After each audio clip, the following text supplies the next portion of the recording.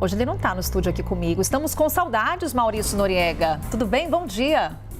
Bom dia, Carol. Conexão remota hoje, mas sempre animado para a gente falar das novidades do nosso esporte. Pois é, a gente falou sobre essa possibilidade aqui, Nori, com você, mas agora veio a confirmação por parte da CBF. O Brasileirão volta no dia 1º de junho, depois da suspensão da competição por causa da tragédia no Rio Grande do Sul. Tá na hora de voltar mesmo, Nori?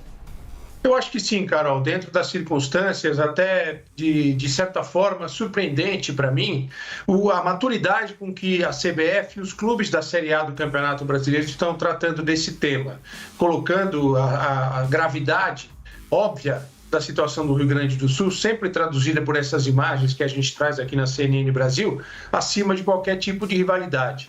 É sempre bom lembrar que é uma salada de números que está acontecendo. O campeonato volta agora, seria a 9ª rodada, está voltando na 7ª.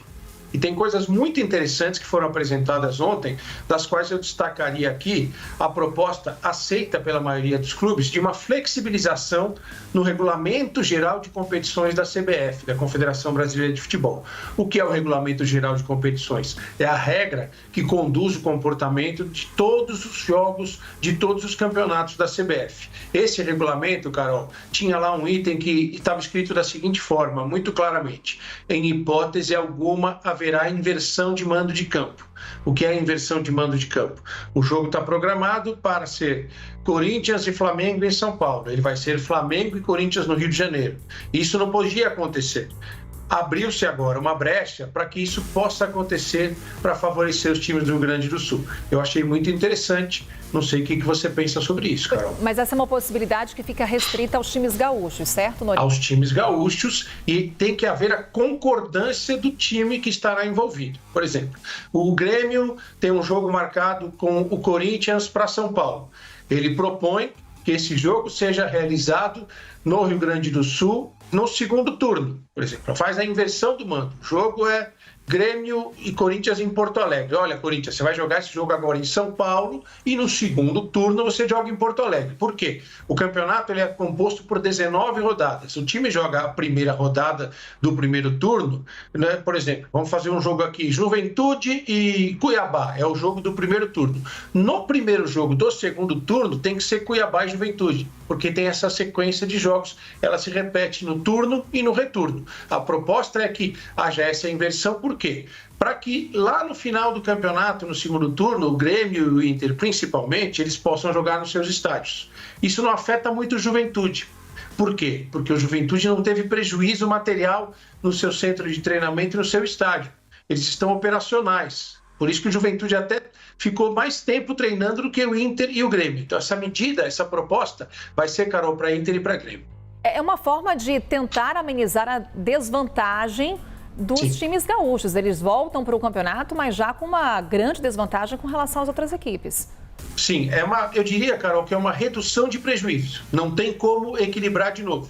O prejuízo será sempre maior para os times gaúchos, em especial para Inter e para Grêmio, porque essas imagens elas falam sozinhas. Elas praticamente não precisam de legenda para ver a gravidade da situação. O que acontece? Tenta-se reduzir o prejuízo, porque jogar um campeonato de pontos corridos, com um torneio longo, ida e volta, pressupõe que você vai jogar com a sua torcida e longe da sua torcida. O Inter e o Grêmio não estão jogando com suas torcidas. O Inter vai jogar hoje contra o Belgrano pela Copa Sul-Americana em Barueri, aqui do lado de São Paulo. Então o Inter está treinando em Itu para jogar em São Paulo, para pegar avião em Campinas para se deslocar. É um time exilado. O Inter e o Grêmio atuarão como exilados nesse retorno do futebol, para que lá no final do ano, Carol, eles possam ter alguma chance de reequilibrar ou diminuir o prejuízo, que eu acho um termo mais interessante, jogando nos seus estádios. Claro que não sabemos se isso poderá acontecer de forma tranquila. Ontem a gente falou sobre a questão do aeroporto Salgado Filho, por exemplo. Não se sabe quando ele estará operacional. E não é apenas a questão do Inter e do Grêmio. Como é que os adversários vão chegar a Porto Alegre para jogar?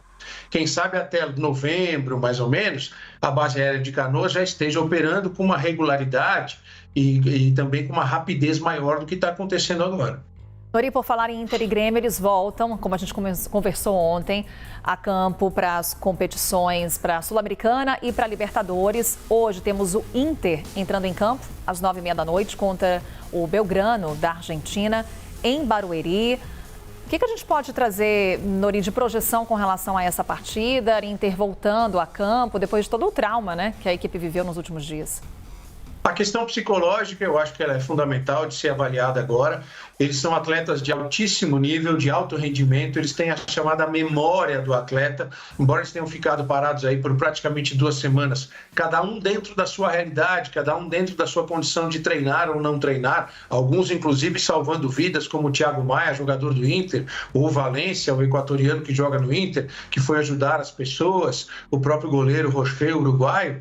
Cada um tem uma forma de lidar com o trauma gerado por essa tragédia, Carol. A questão física, há um prejuízo no que os jogadores chamam de ritmo de jogo. É a forma como você corre, o seu tempo de reação, a forma de chutar a bola, uma perda de força, óbvia, porque você não está treinando. Existe um trabalho de musculação também desses atletas, mas eu acho que tem uma superação. E haverá uma superação por parte dos jogadores do Inter e do Grêmio, até em solidariedade ao que está acontecendo com o povo gaúcho. E tem uma outra questão, Nori, é você ser o mandante, mas você não joga no Beira-Rio e sim na Grande São Paulo. Sim, e aí o prejuízo, esse não tem como compensar. Existe uma questão econômica, eu sempre ressalto aqui outra medida de solidariedade que a gente tem que aplaudir. O estádio de Barueri, ele hoje é administrado por uma das empresas da presidente do Palmeiras, a Leila Pereira. O custo operacional desse estádio para fazer um jogo de futebol é de cerca de R$200 mil. A Leila Pereira não cobrará do Internacional esse custo operacional. Já é uma ajuda na questão financeira. Agora, você vai fazer um jogo desse, provavelmente em Porto Alegre, você teria 30 mil pessoas no estádio. Você não vai ter 30 mil pessoas em Barueri, por mais que existam muitos e muitos gaúchos morando em São Paulo. Então, esse prejuízo não tem como equilibrar. É tentar seguir a vida buscando algo próximo de uma normalidade que dificilmente retornará, Carol. Agora a gente está falando do jogo de hoje, amanhã tem o Grêmio em campo também, nesse retorno aos gramados. Nori, mesmas dificuldades que as duas equipes enfrentam? Mesmas dificuldades. O Grêmio vai jogar em Curitiba contra o The Strongest pela Libertadores, no estádio do Coritiba, o estádio Couto Pereira. Até ontem já havia ali algo próximo de 16, 17 mil ingressos vendidos antecipadamente. Não significa que haverá 16, 17 mil pessoas no estádio. Muita gente está comprando como forma de solidariedade.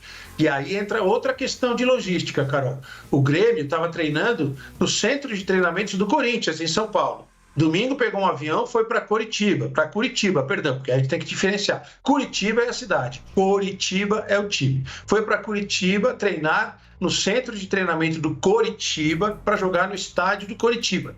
Óbvio que tem muito prejuízo nesse deslocamento, tem muito prejuízo na falta da presença do seu torcedor, mas é uma logística interessante. Vai jogar num estádio grande, com um gramado excelente, porque o Grêmio tem uma condição boa de conseguir a classificação na Libertadores. Maurício Noriega, nesse Visão de Jogo aqui conosco. Obrigada, Nori, mais uma vez. Até a próxima. Obrigado, Carol. Amanhã nos vemos aí no estúdio, hein? Combinado. Estaremos esperando. Bom dia, Nori.